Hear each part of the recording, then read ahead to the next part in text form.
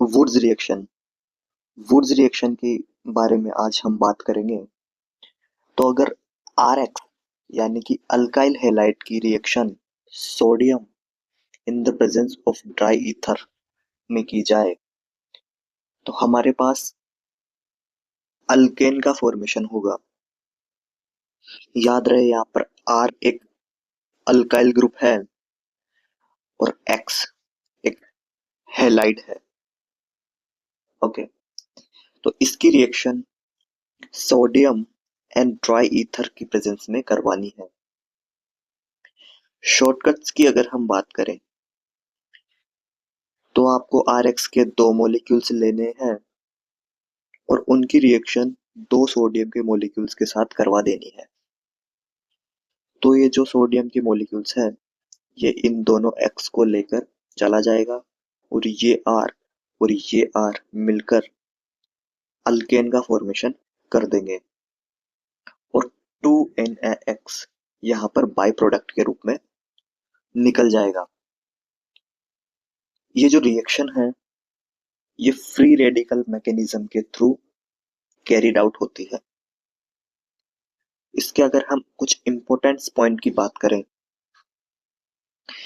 तो ये जो रिएक्शन है इस रिएक्शन की रेट डिपेंड करेगी 1 अपॉन स्टेरिक हिंड्रेंस पर।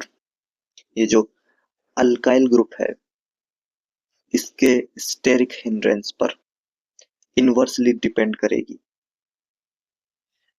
यानी कि प्राइमरी अल्केन, ये जो आर यहाँ पर अल्काइल ग्रुप है, तो प्राइमरी अल्काइल ग्रुप इस रिएक्शन को ज्यादा देगा as compare to secondary alkyl group और सेकेंडरी अल्काइल ग्रुप रिएक्शन ज्यादा देगा as compare to tertiary alkyl group. अगर हम यहाँ पर बात करें तो CH4 का फॉर्मेशन इस रिएक्शन के थ्रू नहीं हो सकता। We can not prepare CH4 by this Woods reaction।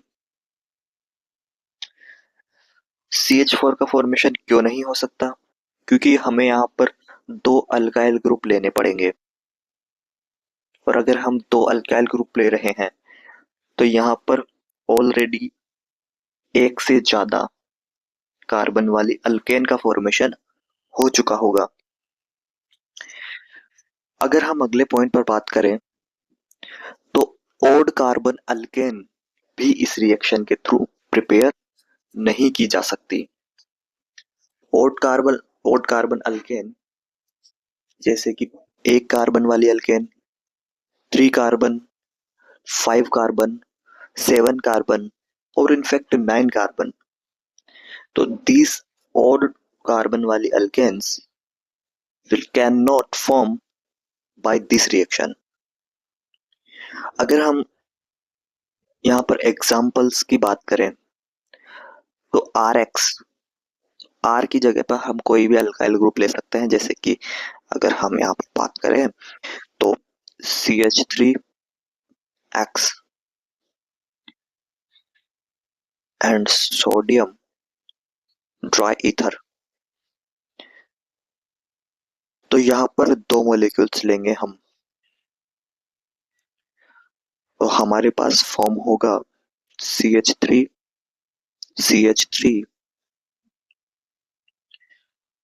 और 2NaX। एक्स की जगह पर हम यहाँ पर कोई सा भी हैलाइड ग्रुप, सपोज क्लोरीन लेके चले तो यहाँ पर भी क्लोरीन का फॉर्मेशन हो जाएगा। तो रिएक्शन कैसे हुई? जैसे कि CH3Cl, यहाँ पर 2Na और यहाँ पर CH3। तो ये जो सोडियम है ये इन दोनों क्लोरीन को ले जाएगा और ये कार्बन पास में आ जाएंगे और फॉर्मेशन होगा एथेन का।